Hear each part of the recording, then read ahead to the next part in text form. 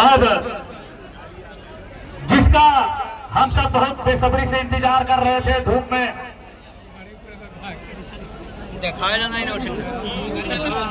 इतना देरी से इंतजार किए और इंतजार की घड़ी अब समाप्त हुई है।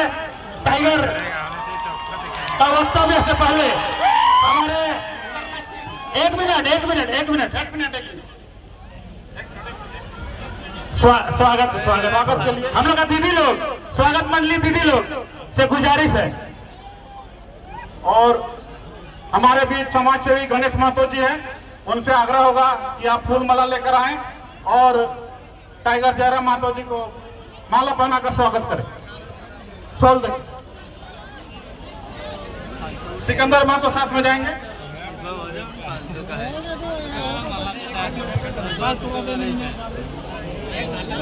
गोपेश जी का स्वागत भी। हमारे वरिष्ठ समाज सेवी गणेश महतो दादा से भी गुजारिश है, अंग वस्त्र लेकर टाइगर जयराम महतो जी का सम्मानित करेंगे। एक बार जोर से जयकारा हो जाए। टाइगर जयराम महतो जिंदाबाद, टाइगर जयराम महतो जिंदाबाद।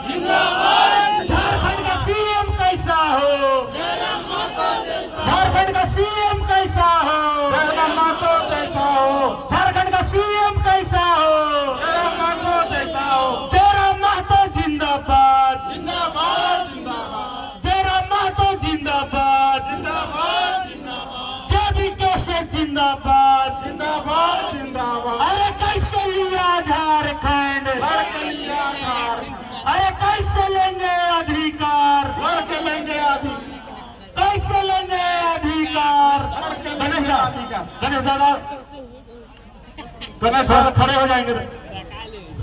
गणेश सर उनको गणेश दादा सामने है। गमछा देकर स्वागत करेंगे। गणेश दादा से गुजारिश है, एक दूसरे को देखिए, यही प्यार है, यही समर्पण है। बहुत बहुत धन्यवाद गणेश दादा जी का भी हम लोग बहुत गोपेश दा का स्वागत हमारी मंच की ओर से हरेन महतो जी करेंगे।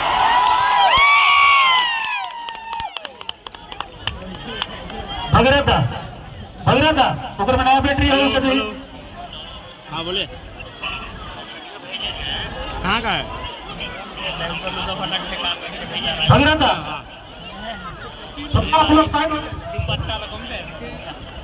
कौन बना देगा हमको? बना देगा तो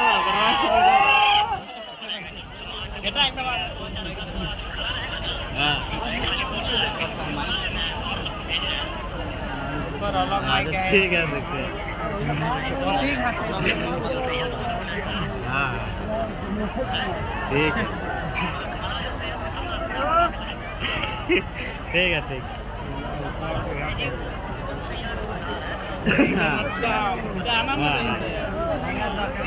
टाइगर कर तैयारी कर, बीच में थोड़ा सा बात हाईवे में रखे जाती है, तैयारी करेगा क्योंकि खेती का सीजन है। सब हो गया।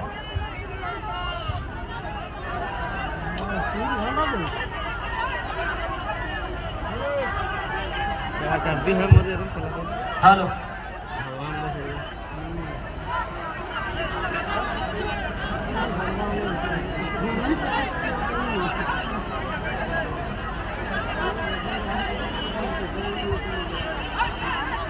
हेलो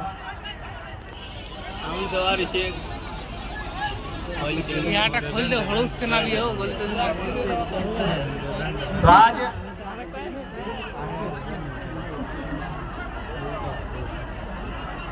झारखंड राज्य की राजधानी रांची, 5 परगना की धरती बुंडू में सभी पैसे जाना बहुत जगह है, इधर भी जगह है, पैसे जाओ सभी बैठ जा। अच्छा, 5 परगना के धरती में हमने धनबाद बोकारो वाला भाषा पूछे पारबे तो ने एकदम दीदी साहब, हम इनके भाषा मुझे पारबे ना, कनो दिक्कत ना है तो ठीक है, अपने भाषा में बात करल जाए ना। तो आज 5 परगना के धरती में तमाम गांव ग्राम से आवल जुटल हमनी के अभिभावक साहब, हमनी के माय मौसी साहब, हमनी के दीदी साहब, हमनी के नौजवान साथी साहब, समस्त जनता जनार्दन के सभी के 5 परगना के धरती में 5 और 5 10 अंग्रियन जोड़ के जोहार करे हो, तोहनी के नमस्कार करे हो, वंदन करे हो। तोहनी हमनी के ताकत लगा, तोहनी के सिवा हमनी कुछ ना हो। हमनी अभिभावक तोहनी, हमनी भाई बहन सब तोहनी जे प्यार दुलार मिल रहे सब तोहनी के माध्यम से मिल रहे। यहाँ तक कि भारत के इतिहास में एक ऐसा चुनाव है कि तोहनी अपन चंदा उठाए के हमने चुनाव लड़ेला। तो से खातिर सबसे पहले हम आभार जनता के करे हो। हमने जितना भी अभिभावक रूप में हा, माय मौसी सभा, दीदी सभा, काका जेठा सभा, सभी के हमें नमस्कार करे हन, वंदन करे हन, आदाब करे हन, और जितना भी हमारे नौजवान साथी तोहनियों के जोहार करे हो। आज के इस कार्यक्रम में हमारे बीच मंच में उपस्थित हमारे केंद्रीय कमेटी के तमाम पदाधिकारीगण, हमारे बीच महिला टीम की अध्यक्ष महोदया, हमारे बीच अल्पसंख्यक टीम के अध्यक्ष महोदय, प्रखंड कमेटी के तमाम पदाधिकारी एवं सदस्यगण, जिला टीम के तमाम पदाधिकारी एवं सदस्यगण, पंचायत टीम के तमाम पदाधिकारी एवं सदस्यगण, आप सभी का अभिनंदन करते हैं, जोहार करते हैं, नमस्कार करते हैं, आदाब करते हैं। हमारे बीच उपस्थित है इस देश के चौथे स्तंभ, लोकतंत्र के चौथे स्तंभ, जिन्हें हमने कहा भी कि आज अगर भारत देश आजाद हुआ है तो उसमें मीडिया का एक बड़ा रोल रहा है, और हम उम्मीद करते हैं आज जो देश में आज जो व्यवस्था है उस व्यवस्था को दुरुस्त करने में आज पुनः हमारी क्रांतिकारी मीडिया का हम रोल होगा। तो आज हमारे जो मीडिया के कर्मी हैं, चाहे वो प्रिंट मीडिया से संबंधित हो, प्रेस मीडिया से संबंधित हो, डिजिटल इलेक्ट्रॉनिक्स अथवा अन्य किसी मीडिया से संबंधित जितने भी हमारे साथी आए हैं, हमारी भाई, हमारी बहनगण, उन सभी का भी अभिनंदन करते हैं। हम अभिनंदन करेंगे, जैसा कि देख पा रहे हैं भारी संख्या में स्थानीय थाना की टीम आई है, जिसमें पुलिसकर्मी भाई लोग भी हैं, पुलिसकर्मी बहन लोग भी हैं। आपको भी अभिनंदन करते हैं, आपका भी आभार जोहार करते हैं। और आज के इस कार्यक्रम में, आज के इस कार्यक्रम के संचालन में जिन जिन लोगों ने अपनी भूमिका का निर्वहन किया है, जिस जिस माध्यम से किया है, उन सभी का आभार करते हैं, अभिनंदन करते हैं, उनको भी बहुत बहुत धन्यवाद। तो आज 24 साल के झारखंड, आज हमने जितना भी नया नया गिदर सब हते नौकने के उम्र भी है 25 साल, 30 साल, 35 साल, यानी आज इतना भारी संख्या में जनसैलाब। और इस भीड़ से एक सवाल आज भी जिंदा है कि आखिर हम लोगों ने झारखंड राज्य किन के लिए अलग किया। आज तोहनिए बताओ कि आखिर झारखंड राज्य हमने के पूर्वज, हम इनके पूर्वज, हमने के बाप दादा लड़के जो अलग करल थे तो ककर खातिर अलग करल थे। ये धरती आबा भगवान बिरसा मुंडा के ओकरा नमन बंदन कराइए। आज बताए दे आखिर ककर खातिर झारखंड राज्य अलग बने। झारखंड राज्य जब 2000 के झारखंड राज्य अलग करल गए तो उसी समय और 2 गो राज्य अलग भले। मध्य प्रदेश से छत्तीसगढ़ अलग कर लले, जस्ट यह साइड में हमने जो सिमडेगा जैसे पार कर भी, गुमला जैसे पार कर भी, छत्तीसगढ़ नाम के एक राज्य है। तो मध्य प्रदेश से काट के एक नया राज्य बनेले। ठीक हमने उत्तर प्रदेश यानी गढ़वा साइड अगर जीवा तो उस साइड एक राज्य है उत्तराखंड, और भी उत्तर प्रदेश से अलग करके बनैले। उत्तर प्रदेश से उत्तराखंड के अलग सेम टाइम करल गए 2000 में। यानी झारखंड जिस समय बनल उसी समय इस भारत देश में और 2 गो नया राज्य बनल, अगर नाम छत्तीसगढ़ है, उत्तराखंड। लेकिन आज यहाँ जितना जन जुटल है तो हमनी के पास बड़ा बड़ा मोबाइल हो, इंटरनेट हो, गूगल हो, पता कर लिया वो सब राज्य बने में एगो बिल्ली के भी गर्दन नहीं काटल गया। हमनी तो निर्मल ला के एकदम गोली मार के छलनी कर दिल। चलो चलो चलो छत्तीसगढ़ के बनवे खातिर और उत्तराखंड के बनवे खातिर एगो बिलार के भी बलिदान न बने, इंसान तो छोड़ दे, यानी एगो बिल्ली भी नहीं मरल है उस राज्य के बनवे खातिर। तो हमारे झारखंड के तुलना अगर कोई बोलता है कि आप छत्तीसगढ़ का नीति से कीजिए, आप झारखंड की तुलना उत्तराखंड की नीति से कीजिए, तो हम करेंगे, हम करेंगे। बताइए, आज हर एक गांव में आप चले जाइए, चौक चौराहों पर नजर गड़ाइए, हर एक गांव में हर समाज के लोगों का प्रतिमा मिलेगा। प्रतिमा कब का है? झारखंड अलग अलग करने के टाइम कोई पुलिस की गोली से मरा है, कोई पुलिस की लाठी से मरा है, कोई और किसी कारण झारखंड राज्य अलग करने के कारण मरा है। तो हमारे राज्य की तुलना, हमारे राज्य का अलग गठन किसी दूसरे राज्य से तुलना नहीं किया जाता है। ये बात सबसे पहले आप लोग दिल और दिमाग में बैठा लीजिए। कौन क्या कहता है कहने दीजिए।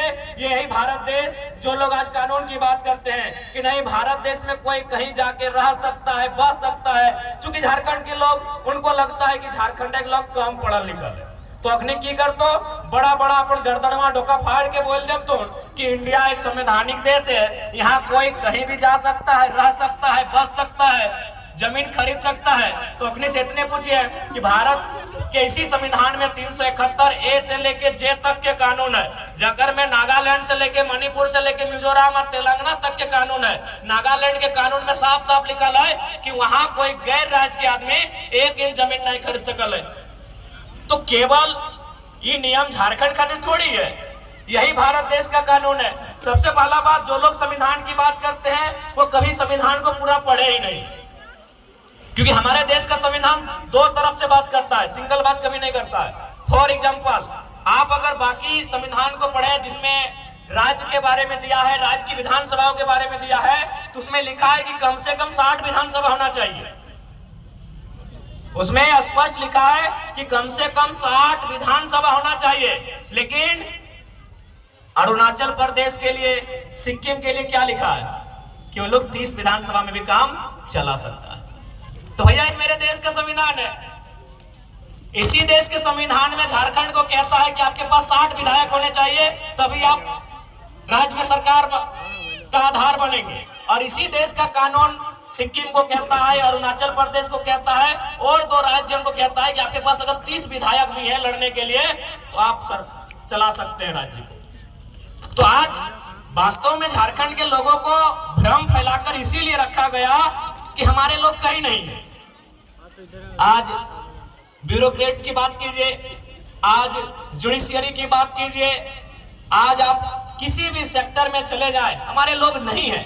इसीलिए एक तरह तरह के मन में इनको सेट कर दिया जाता है कि नहीं ये कानून नहीं बन सकता है, ये कानून का मांग करना ही आपका गलत है। आपका 1932 जो खतियान की बात करते हैं, ये अंग्रेजों के टाइम का कानून है। उनको बताइएगा कि अगर 1932 अंग्रेजों के टाइम का कानून है तो इसी देश में सन 1990 में भारतीय संविधान में 66वां संशोधन करते हुए सीएनटी कानून जो 1908 का कानून है, उसके 3 अध्याय को क्यों शामिल किया गया?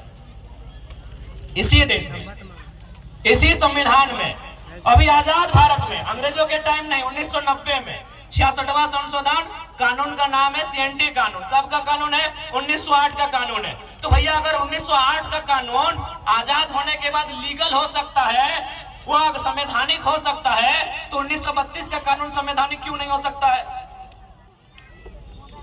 हाँ, अगर 1932 के कानून से किसी लोगों के हक अधिकार को रोक दिया जाता, किसी के हक अधिकार से वंचित कर दिया जाता, तब आप उसको संवैधानिक कहते हैं। हमने तो बार बार यही कहा कि 1932 से लेके 1964 से लेके जिलों के अंतिम सर्वे सेटलमेंट से लेके यहाँ की भाषा, संस्कृति, परंपरा को ऐड करते हुए इस राज्य के लिए एक मजबूत स्थानीय नीति बनाई जाए, जो इस राज्य के लोगों को आगे आने का अवसर मिले, उनकी नौकरियों को, उनके रोजगार को, उनकी भाषा, संस्कृति को कोई छीन नहीं पाए। असंवैधानिक तब होता जैसे धनबाद बोकारो का खतियान 1932 का, यदि तमाड़ का खतियान 1964 का हो जाता और केवल कानून में 1932 ही शामिल किया जाता, तो हम कहते हैं कि भाई असंवैधानिक है, इससे धनबाद को तो लाभ मिलेगा लेकिन तमाड़ वालों का 64 है। हम तो कह रहे हैं कॉलम बनाइए। अरे भाई, जब भारत के संविधान को पढ़िए ना, कोई भी धारा क्या सिंगल है, उपधारा है, उसमें अलग अलग क्लॉज है, ए का 1 है, A1 का क है कि नहीं है? तो आप बिंदुवाज करके झारखंड की स्थानीय नीति को बनाइए, और यदि आप झारखंड की स्थानीय नीति नहीं बना पाते हैं तो फिर राजगद्दी छोड़ दीजिए। यदि आप नहीं बनाते हैं तो छोड़ दीजिए। और हमें लगता है, देखिए, सबसे पहला बात है कि कन्विंस करना। बहुत सारे लोग कहते हैं कि नहीं, इससे क्या होगा कि बाहरी भीतरी के बीच रोष होगा। तो हम यही कहेंगे, चलिए, यही बगल में उड़ीसा है, काफी संख्या में हमारे लोग हैं, सब पढ़े लिखे लोग हैं, सभी पढ़ल लिखल लगे, तो चलिए उड़ीसा में 4 गो फॉर्म भर के आते हैं। चलिए देखते हैं कई गो हमारे वहाँ वीडियो बनते हैं उड़ीसा में। चलिए देखते हैं कई गो थाना प्रभारी उड़ीसा में बनते हैं झारखंड के लोग। चलिए देखते हैं कई गो लोग वहाँ टीचर की नौकरी करते हैं। अरे भाई जब झारखंड के लोग उड़ीसा में नहीं तो उड़ीसा के लोग झारखंड में क्यों? ज्यादा माथा खपाने की जरूरत नहीं है। झारखंड के लोग अगर उड़ीसा की सरकारी नौकरियों में नहीं, यदि झारखंड के लोगों का 1 इंच का कब्जा उड़ीसा में नहीं, बिहार में नहीं, छत्तीसगढ़ में नहीं, यूपी में नहीं, तो उनका कब्जा और उनका मनमानी यहाँ क्यों रहेगा? यही तो सवाल है।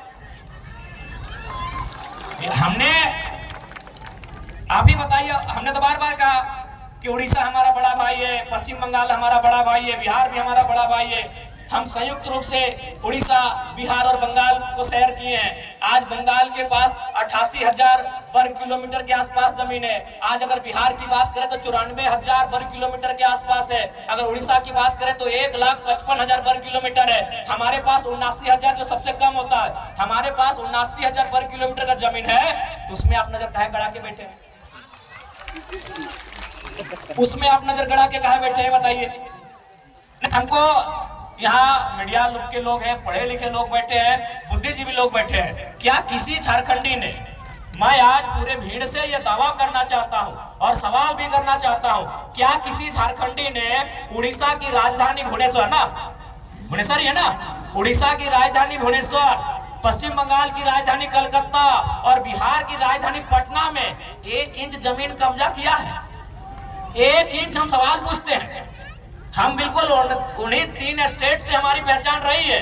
तो क्या हमारे लोगों ने उड़ीसा की राजधानी में 1 इंच जमीन कब्जा किया है? क्या हमारे लोगों ने कलकत्ता में 1 इंच जमीन कब्जा किया है? क्या हमारे लोगों ने पटना में 1 इंच जमीन कब्जा किया है? नहीं किया है ना, नहीं किया है ना।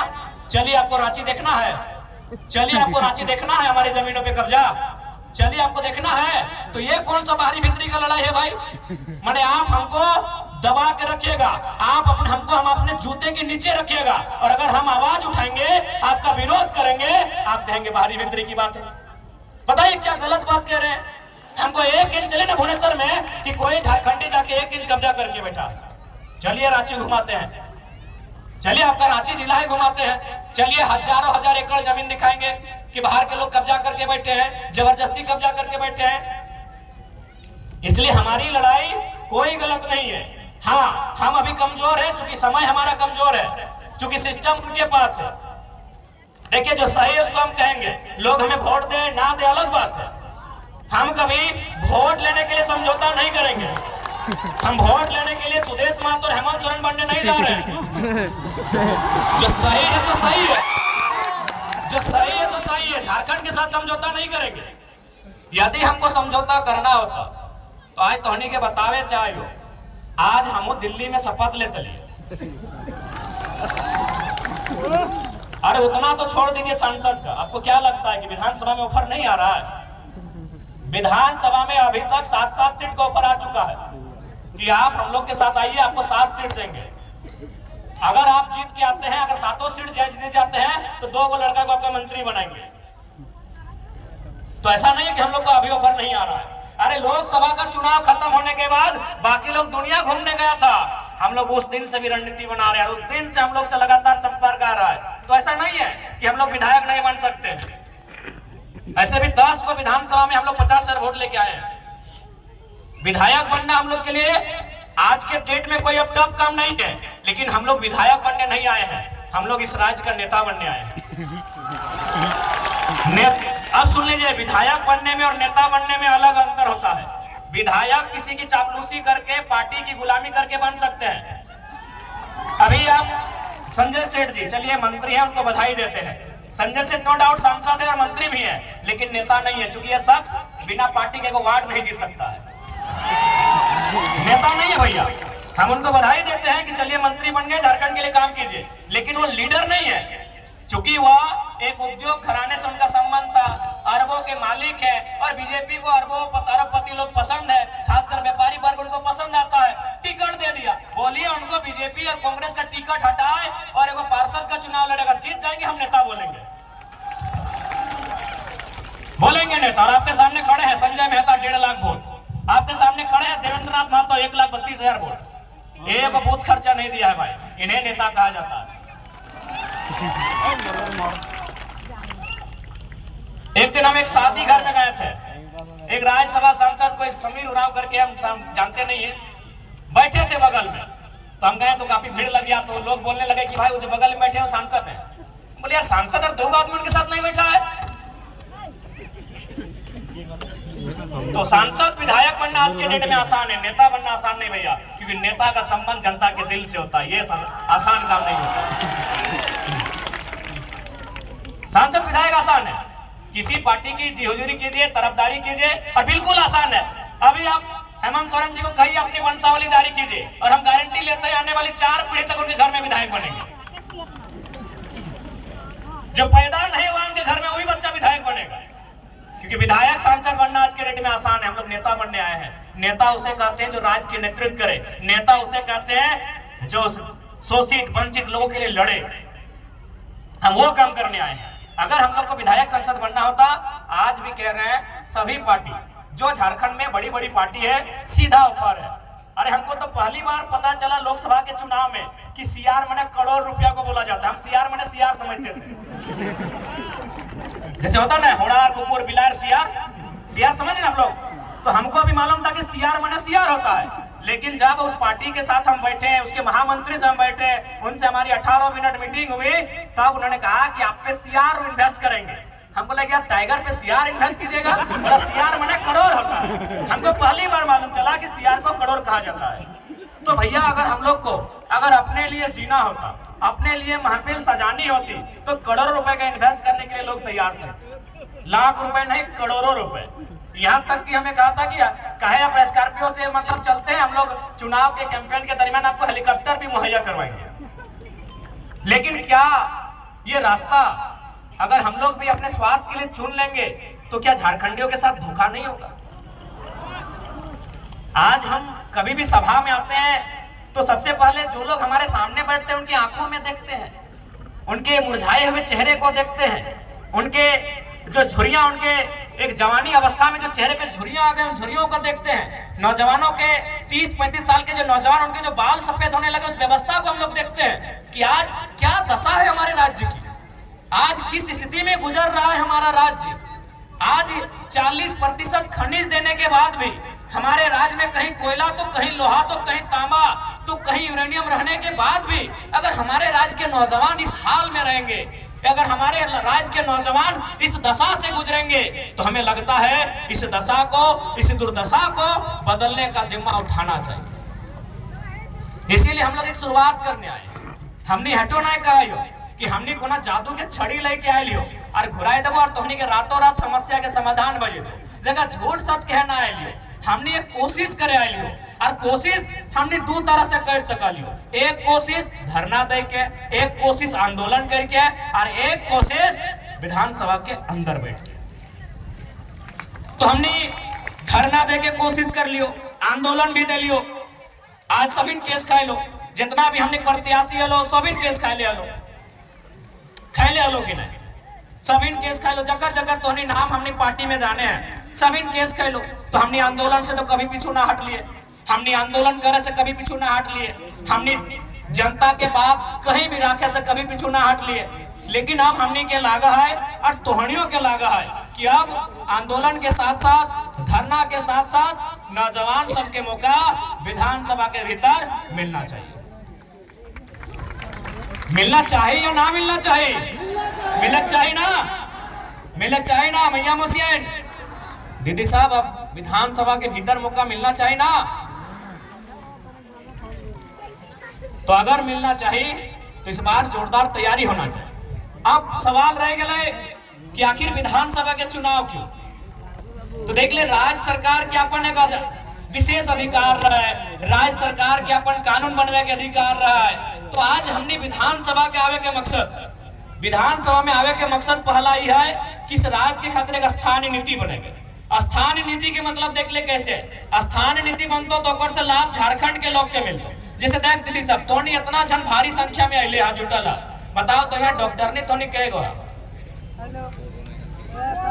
डॉक्टर नहीं ना हा, मास्टर नहीं कहेगो हा, इंजीनियर कहेगो हा, वकील कहेगो हा, तो तोहनी की भात रांधनी है ना, भात रांधा ना। बताओ झारखंड के बहु बेटी जकर बाप दादा के गर्दन कट के अलग भई गए, जकर बाप दादा के पीट के चाम छाल के पीटा होती पुलिस में, ये सब झारखंडी पुलिस लगो। पहले जब हथोन परदेसिया पुलिस तो हमने के पिटवाइन के चाम छाल जाले मारते मारते। हे बगल में तिरुल्ली हो अजीत महतो धनंजय महतो के जो गोली चल रहा है, 16 साल के लड़का जो मर गया शहीद भाई गया, पता कर ले की कारण लगल। बस कारण एटे हलाय कि ब्लॉक में अपने धरना दिल, यानी सोच ले कि हमने उस समय ब्लॉक में धरना भी नहीं दे सकला। धरना देना तो कोई अपराध नहीं लगले, ब्लॉक में धरना जला है, लेकिन सही समय सब परदेसिया पुलिस मनमानी दंदना की गोली चले ले, 2 नौतुन किधर मर गए, अपने चौका के सामने मूर्ति भी बना ले, देख लेवा। ई राज के हमार दशा है। तो स्थानीय नीति के मतलब है कि जकर बाप दादा बलिदान दे के इस राज के अलग कर दे। आज ओकर घर बहु बेटी बताओ, वो मास्टरनी बने के मौका नहीं मिलो, ओकरा वकील बने के मौका नहीं मिलो, और कितना महीना अगर कोनो काम भी तोहनी के मिलला, तोहनी की काम मिलला तो मैं को देखबी सादा लोग अगर हरा पार देख लला, सफेद साड़ी और हरा रंग का पार, तो समझ लीजिए वो मलेरिया फलेरिया की टैबलेट मारने वाली दीदी है। वो झारखंड की बेटी है, नो डाउट, एकदम 100 या 99% वो जो लेडीज जो है वो झारखंड की बहू या बेटी है। महीना कितना 4000 5000। एगो साड़ी का रंग गुलाबी है, अगर गुलाबी साड़ी देख लिया गांव घर में तो समझ लीजिए वो क्या काम कर रही है ना, वो जल सहिया है। यदि आप आसमानी साड़ी देख लिए तो समझ लिए कि आंगनबाड़ी की सेविका है।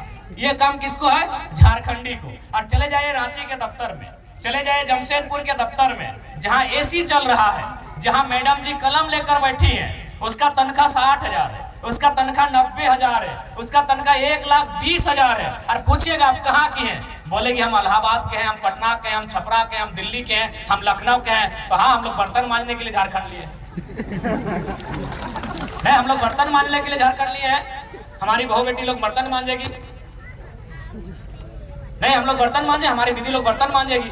और ये हम नहीं कह रहे हैं, ये आंकड़े कह रहे हैं, सरकार के आंकड़े कह रहे हैं कि 75,000 झारखंड की 75,000, उसमें मैक्सिमम आदिवासी घर की बेटियां दिल्ली में, चेन्नई में, बंबई महानगरों में दाई का काम करती है। ये आंकड़े कहते हैं 75,000। यानी जिनके लिए राज बना है उनके घर की बहू बेटियां दिल्ली में जाके नौकरानी का काम करती है, और जिनका इस राज से वास्ता नहीं वो मलकती है, चमकती है और महारानी का काम करती है। ये हमारे राज्य की दुर्दशा है। हमें उन बहनों से भी शिकायत नहीं है, हमें शिकायत हमारी सरकार से। वो दिल्ली की बहन हो चाहे पटना की बहन हो, हमें उससे कोई शिकायत नहीं है। शिकायत हमारी सरकार से है कि आप इस राज्य से बाहर लोगों को अवसर क्यों देंगे, क्यों देंगे? ये राज्य हमारा है, इस राज्य में गैर राज्यों को अवसर क्यों मिलेगा? अगर उनको ये अवसर देना था, यदि एचआर बन के यूपी के लोग ही आते, ठेकेदारी करने के लिए बिहार के लोग आते, नर्स बनने के लिए उड़ीसा के लोग आते, और यदि कंपनी को चलाने के लिए बंगाल के लोग आते, तो निर्मल महतो को गोली काहे चलाए थे भाई? निर्मल महतो क्या मने काहे शहादत दिए थे? काहे शहादत दिए थे निर्मल महतो, बताइए।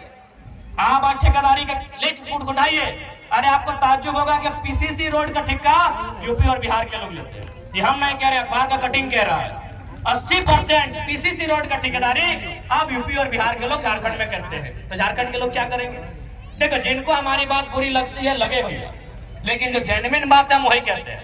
हम आपके राज्य में एगो जल मीनार का ठेका नहीं ले सकते हैं, हम आपके राज्य में एगो नली का ठेका नहीं ले सकते हैं, और आप हमारे राज्य में 100 किलोमीटर 150 किलोमीटर तो पीसीसी तो टीसीसी रोड का ठेका लेते हैं। काहे भाई? ये व्यवस्था कैसे चलेगी? ये कौन सी व्यवस्था है बताइए आप? ये कौन सी व्यवस्था है? ये कौन सा अलग झारखंड राज्य है? इसलिए झारखंड राज्य अलग नहीं हुआ था। इसलिए आज हमारी लड़ाई किसी गैर राज्य से नहीं है। जो लोग गैर राज्य के हैं वो हमारे बड़े भाई समान है। हमने शुरू से कहा है, बिहार हमारा मंझला भाई है, बंगाल हमारा बड़ा भाई है, और उड़ीसा हमारा संझला भाई, हम तो छोटा भाई है, 4 भाई है हम लोग। लेकिन ये भी तो नियम है, ये भी नियम है ना कि अगर 4 भाई में खेत का बंटवारा हो जाए तो क्या बड़ा भाई छोटा भाई का खेती करता है? सिंपल बात है भाई। यहाँ लड़ने झगड़ने की कोई बात ही नहीं है। यहाँ बिहारी झारखंडी और बंगाली झारखंडी करने की बात ही नहीं है, सिंपल सा बात है।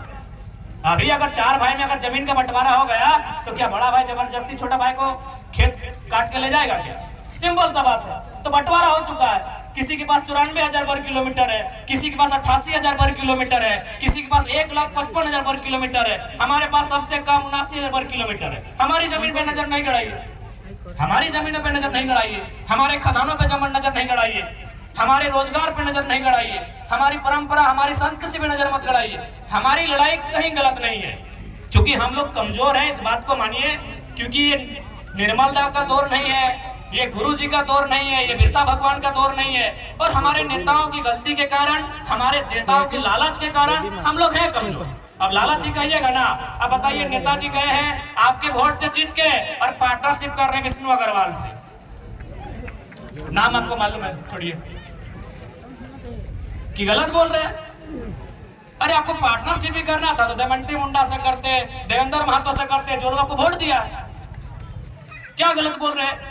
हमारे नेताओं की उदासीनता, हमारे नेताओं की स्वार्थ नीतियां आज हमारे इस राज्य को कंगाल कर रही है। आज देखिए माननीय मुख्यमंत्री का ही उदाहरण लीजिए। क्या आपको लगता है, मैं आज आदिवासी समाज से ये सवाल करता हूं, और आदिवासी नहीं, आदिवासी में भी अब 35-36 प्रकार के समुदाय आते हैं। मैं संथाल समाज से सवाल करता हूं, क्या पूरा समाज और एक तरफ मुख्यमंत्री, आपको नहीं लगता है अगर सच में अगर वो संथाल हितैषी ही होते हैं तो चंपई कुर्मी थोड़ी थे, चंपई सोरेन कुर्मी थोड़ी थे, चंपई सोरेन कोयरी तेली थोड़ी थे, चंपई सोरेन भी संथाल समाज के ही बेटे थे। 3 महीना बर्दाश्त नहीं हुआ, अरे खुद तो बाहर आ गए, भाभी को भी लड़ा दिए गांडे से। हम तो बोले आप उनकी वंशावली जारी कर दीजिए और अपना सीट जारी कर दिए, काहे वहां नया लड़का लोग तैयारी करेगा। 3 महीना बर्दाश्त नहीं कर पाए इन लोग। 4 साल 5 साल, कोई हजारीबाग में चूल पका के आया है, कोई जमशेदपुर में 10 साल अप्रेंटिस का काम करके आया है, कोई धनबाद के कोयला खदानों के अंदर प्रैक्टिस करके आया है, 10 साल तक प्रैक्टिस किया है, और आप 3 महीना बर्दाश्त नहीं कर पाए, तुरंत सीएम का कुर्सी आपको चाहिए। और आके चुकी है थोड़ा सा लोग आगे बहुत अच्छा माननीय मुख्यमंत्री जी दिखाने भी लगे, बड़ा बड़ा दाढ़ी पका पका के, जैसे जेल में सुविधा नहीं था। मैं आपको कहूंगा ध्यान से देखिएगा, वो केवल वो कहते हैं हाथी के दांत खाने के अलग होते हैं, दिखाने के अलग है। तो माननीय हेमंत दा जो वो दिखाने के लिए दाढ़ी बढ़ाया है, पांव देखिएगा यहाँ सेविंग हुआ है, पांव देखिएगा। क्योंकि लोग आपको बताएंगे कि जेल में सुविधा नहीं थी, जेल में हमारे साथ वहां भी अत्याचार हो रहा था, गरीब आदिवासी है वहां भी अत्याचार हो रहा था। ध्यान से उनके पांव को देखिएगा, ईमानदारी से बोल रहे, आप चेक कीजिएगा पांव का सेविंग हुआ है। ये दिखाना होगा ना भैया, आप नोट नहीं किए, आप भावनाओं में बह गए कि चलिए बाहर आ गए हैं। ठीक है, उनके प्रति अगर जेल में थे हमारी भी हमदर्दी है, लेकिन अगर वो राज को छलने का काम करेंगे, केवल अपने परिवार का जेब भरने का काम करेंगे, तो हम हेमंत से भी सवाल करेंगे, अर्जुन मुंडा से भी सवाल करेंगे, और सुदेश महतो से भी सवाल करेंगे। आपके साथ अगर अन्याय होगा तो हमदर्दी रहेगी। आपके साथ ईडी ने आपको परेशान किया, हमदर्दी हमने दिखाई कि भाई ईडी खाली विपक्ष के पास ही क्यों है, वो पक्ष वालों के पास क्यों नहीं है, बीजेपी के लोगों के पास क्यों नहीं। बिल्कुल, हमने हर बार इंटरव्यू कहा, लेकिन आप आकर दिखाएंगे बड़ा बड़ा दाढ़ी और पांव सेव करके आएंगे तो जनता को तो बताएंगे। तो इसलिए देखिए, उसके बाद सबसे महत्वपूर्ण, आज अगर इस राज्य को बचाना है, एकदम स्पष्ट जान लीजिए, अगर झारखंड राज्य को संरक्षण देना है, यदि झारखंड राज्य को सुरक्षित करना है, तो आपको ज्यादा नहीं सोचना है, ज्यादा दिल्ली बंबई और यह पूरे राज्य को नहीं सोचना है। आप बस झारखंड नाम को पढ़िए, उस झारखंड नाम बनने की जो उसके पीछे जो तथ्य है उसको समझिए, उस झारखंड राज्य के साथ जो फीलिंग्स है उसको समझिए। झारखंड, आप ज्यादा दिमाग मत दौड़ाइए। झारखंड यानी झारखंड, झाड़ माने ये देखिए पहाड़, झाड़ यानी जंगल, झाड़ यानी जंगल, यानी सबसे पहले अगर झारखंड को बनाना है तो वन कानून में सुधार कीजिए और बिल्कुल वनों को बचाइए। और दूसरा, अगर झारखंड को बचाना है तो खंड यानी जमीन, जमीन यानी सीएनटी का कानून, जमीन यानी सीएनटी का कानून, जमीन को बचाइए। यदि झारखंड को बचाना है तो नौकरी तो बाद में होगा ही, नौकरी को हम सेकेंडरी मानते हैं, भले आप कैसा, आपका अपना ओपिनियन है, हम खेत को प्राइमरी मानते हैं। क्योंकि अगर हमारे पास अगर नौकरी नहीं रहेगी, जो कि संभव भी नहीं कि हर नौजवान के पास होगी, लेकिन हर नौजवान के पास उसके बाप के नाम से एक वो बपोती जमीन का टुकड़ा रहेगा। आज वर्तमान सरकार की क्या घोषणा पत्र में है कि जीएम लैंड क्या वो मालगुजारी रसीद कटाएंगे। जीएम लैंड शायद नौजवान नहीं समझते हैं, समझना चाहिए, क्योंकि नौजवान थोड़ा इंस्टाग्राम वाले हो गए, नौजवान थोड़ा फिल्टर वाले हो गए, नौजवान थोड़ा फेसबुक वाले हो गए, इसलिए पता नहीं जीएम लैंड समझते हैं कि नहीं। देखिए चूल पका हुआ दादाजी लोग जीएम लैंड समझते हैं। जीएम लैंड यानी हमारे बपोती जमीन, जीएम लैंड। देखिए यहीं से सवाल सुनिए, अभी तक रसीद नहीं कटा रहा है, सरकार का यह घोषणा था, उससे नुकसान क्या होगा सुनिए। पहला बात, जीएम लैंड किसी सरकार की नहीं है। हम तो स्पष्ट कहते हैं कि कोई भी जमीन किसी सरकार का नहीं है, कोई जमीन किसी सरकार का नहीं है। पता है क्यों? न सरकार बना है 15 अगस्त 1947 को, और ये जमीन हमारे पास कब से है? अरे हमको तो लगता है किसी किसी का बाप का जन्म 1947 में है, हमारा कई वो पीढ़ी से पहले से जमीन हमारा है, तो ये जमीन हमारी है। इसलिए अगर हम लोग विधानसभा में आते हैं तो सबसे पहले जो जीएम लैंड है उसकी रसीद एकदम पुख्ता काटी जाएगी, उसकी रसीद किसानों के फेवर में काटी जाएगी। सबसे पहले अगर झारखंड को बचाना है तो यहाँ की जमीन को बचाइए। अगर जमीन ही नहीं रहेगी और कहीं के लोग आकर यहाँ बसेंगे, अपने साथ अपनी भाषा को लेके आएंगे, अपनी परंपरा को लेके आएंगे। आज देखिए असूरी जनजाति, हमारे पास जो ट्राइब की लिस्ट है उसमें एक 8 लिस्ट है जिसमें प्रिमिटिव ट्राइब आते हैं, जिसमें असूरी जनजाति आती है। क्या आपको मालूम है असुर लोग अभी कहाँ है, कितनी संख्या में है, उनकी भाषा कहाँ है? नहीं, खत्म हो रहा है।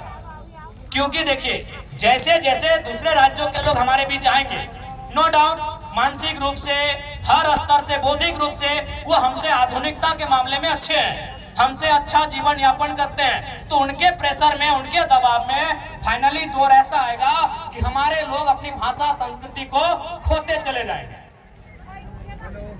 हमारे लोग अपनी भाषा संस्कृति, अपने परंपरा को, अपनी पहचान को खोते चले जाएंगे। इसीलिए यदि झारखंड को बचाना है तो सबसे पहले झारखंड यानी जंगल और दूसरा जमीन। झारखंड में वही लिखा है, झाड़ यानी जंगल और खंड यानी जमीन का टुकड़ा। अगर जमीन के टुकड़े को आप बचा लेते हैं तो झारखंड ऐसे बच जाएगा। काहे कि झारखंड की मैक्सिमम जमीनें सीएनटी में आती है, झारखंड की मैक्सिमम जमीनें एसपीटी में आती है। अगर बाय द वे संविधान का दायरा में भी रह के अगर 10% लोग जेपीएससी में चले आते हैं, 10% लोग किसी बहाली में चले आते हैं, तो भैया उनको नौकरी तो भले झारखंड में करेंगे, लेकिन भाड़ेदार बनकर हमारे भाड़े के घर में रहना होगा। समझिए बात को। भले वो कोई सरकारी नौकरी करे, वीडियो बन के आए, सीओ बन के आए, या डीओ बन के आए, या डीएसपी बन के आए, लेकिन सीएनटी जमीन है, और सीएनटी जमीन यानी आदिवासी का जमीन गैर आदिवासी नहीं खरीदेगा, एससी का जमीन गैर एससी नहीं खरीदेगा, महतो का जमीन गैर महतो नहीं खरीदेगा, जो भी सीएनटी में आते हैं, मुंडा का जमीन गैर मुंडा नहीं खरीदेगा। तो सीएनटी का मतलब ही है कि आपकी जमीन को बचाना। और स्पष्ट कहेंगे चूंकि ये बिरसा बाबा और विशेषकर उनकी धरती है, भगवान बिरसा मुंडा की धरती है, तो हम एक लाइन कहेंगे, बिरसा मुंडा की शहादत के बाद इस राज को क्या मिला? बिरसा मुंडा, भगवान बिरसा मुंडा की शहादत के बाद इस राज को क्या मिला? दमयंती दी आप ही बताइए, एक लाइन में बताइए कि भगवान बिरसा मुंडा जैसे उनकी शहादत 1900 में हुई, पूरी 1900 में ना, जैसे उनकी शहादत 1900 में हुई, इस राज को क्या मिला? इस राज को मिला सीएनटी कानून। भगवान बिरसा मुंडा के शहादत के कारण इस राज को सीएनटी कानून मिला, क्योंकि उन्होंने अध्ययन किया कि बिरसा मुंडा क्यों लड़े। न बिरसा मुंडा लड़े दीकू के खिलाफ, बिरसा मुंडा लड़े यहाँ के जो लोग हैं आदिवासी मूलवासी, उनकी जमीनों को बचाने के लिए, उन जमीनों पे लगान ना देने के लिए। वो जमीन अंग्रेजों को नहीं देंगे, उस पे लगान नहीं देंगे, वो जमीन उनकी है, इसीलिए कानून बना सीएनटी। अब एक बात तय है, यदि आप भगवान बिरसा मुंडा को मानते हैं तो हेमंत सोरेन को नहीं मानना होगा। नहीं, आप तय कर लीजिए। हम तर्क दे रहे हैं, हम तर्क दे रहे हैं भैया, हम ऐसे आप ताली मत पीटिए, हम तर्क दे रहे हैं। विशेषकर हम आदिवासी समाज से कहेंगे, यदि बिरसा मुंडा आपका आदर्श है तो हेमंत सोरेन आदर्श नहीं है। क्यों नहीं मालूम है? क्योंकि बिरसा मुंडा यानी सीएनटी कानून। अगर भगवान बिरसा मुंडा की शहादत नहीं होती तो सीएनटी कानून नहीं बनता। यानी अगर बिरसा मुंडा को समझना है तो सीएनटी कानून को समझिए। तो सीएनटी कानून में क्या कहता है कि आदिवासी, मैं आदिवासी पे ही बात करता हूँ, कि एक आदिवासी का जमीन एक आदिवासी खरीदेगा, एक आदिवासी का जमीन आदिवासी खरीदेगा, लेकिन उसी थाना में चलिए उस समय थाना था, अब जिला बन गया है, या फिर हम प्रखंड मान लेते हैं। चलिए हम ऐसे कानून में क्या है नहीं मालूम है, हम सपोज दैट जिला ही मान लेते हैं कि एक आदिवासी का जमीन उसी जिला उसी प्रखंड के एक आदिवासी को खरीदना है। तो हेमंत सोरेन तो रामगढ़ जिला के थे, दुमका में काहे खरीदे? तर्क से बात कीजिए, ऐसे हवा हवाई बात नहीं करेंगे। ये इसका मतलब वो बिरसा भगवान को खुद नहीं मानते हैं। हेमंत सोरेन खुद देखिए, माला चढ़ाने से बिरसा भगवान के आप अनुयायी नहीं हो गए। अगर हेमंत सोरेन जी ने बिरसा भगवान पे माला चढ़ा दिया तो उसके अनुयायी नहीं हुए। वो चाहते क्या थे? वो उनके मरने के बाद जो कानून बना, क्या उस कानून को हेमंत सोरेन मानते हैं? मेरा एक ही सवाल है। बिरसा भगवान के मरने के बाद एक कानून बना, उस कानून का नाम है छोटा नागपुर टेनेंसी एक्ट। वो कानून तैयार होना स्टार्ट हुआ 1902 में और फाइनल हुआ नवंबर का महीना 1908 में। ये कानून बना बिरसा भगवान की शहादत के बाद। तो क्या माननीय मुख्यमंत्री उस कानून को मानते हैं? जी नहीं, धज्जियां उड़ाते हैं। उस कानून की धज्जियां उड़ाते हैं। उनका जमीन रांची में, उनका जमीन रामगढ़ में, उनका जमीन बोकारो में, उनका जमीन धनबाद में, उनका जमीन दुमका में। 5 जिला में हम जानते हैं, बाकी आप जानिए। बाकी आप जानिए, बाकी भैया आप जानिए। देखिए, आज लोगों को हमसे हालत इसलिए खराब है कि हम सरल शब्दों में लोगों को बहुत गहरी गहरी और रहस्यमयी बातों को समझा देते हैं। जो बातें उलझी हैं उन बातों को सुलझाते हैं। इसीलिए आज हमें लोग जानते हैं कि ये लड़का लीडर तो है ही, साथ में टीचर का काम करता है। और समाज में आप लीडर पैदा होने दीजिए, टीचर पैदा मत होने दीजिए। इसीलिए लोग इतना केस करता है हम लोग के ऊपर। नहीं, एक सिंपल सा बात है। हेमंत सोरेन आदरणीय मुख्यमंत्री, बड़े भाई उनको बोल रहे हैं, बिल्कुल बिरसा भगवान के सिद्धांतों को नहीं मानते हैं। अगर मानते हैं तो चलिए आपसे कहेंगे, आपने जिन वैसे भी आदिवासी का ही जमीन खरीदा, अभी कितना करोड़ों का था। बोकारो वाला तो पेपर भी देख लीजिए, कटिंग 20 करोड़ बताया जा रहा है उसका अनुमान। आप उस आदिवासी परिवार का जमीन वापस कीजिए, हम मानेंगे आप आदिवासी हितैषी भी हैं और आप बिरसा भगवान को मानने वाले भी हैं। तो इसलिए अगर हम लोग सरकार में आते हैं तो देखिए, मेरा जो दिल कहता है, हम भी चूंकि किसान का बेटा है, हमारा कौम भी जो कुर्मी का अर्थ आता है कोड़ना, कोड़ना यानी मिट्टी कोड़ना। तो हमको भी लगता है, चाहे आदिवासी की समस्या है, चाहे गैर आदिवासी रहे, मूलवासी रहे या ओबीसी रहे, किसी की रहे, पहली समस्या जमीन की है। आज हमारी जमीनों को जबरन कब्जा किया जा रहा है। आज जबरन हमारी जमीनों पर फैक्ट्री लगाई जा रही है। आज जबरन हमारी जमीनों पर सड़क पार किया जा रहा है। इसलिए हम लोग सबसे पहले जमीन कानूनों को सुधार करेंगे। अगर जमीन रहेगा तभी हम जिंदा रहेंगे, नहीं तो किसी रेलवे प्लेटफॉर्म में वो कटोरी लेके क्या बोलते हैं, गुलगुलिया। हालांकि माफी चाहते हैं शब्द के लिए, लेकिन जो सच्चाई है कहते हैं, वो गुलगुलिया कोई बंजारा बोलता है, वही हमारा और आपका जीवन होगा। क्योंकि गुलगुलिया कोई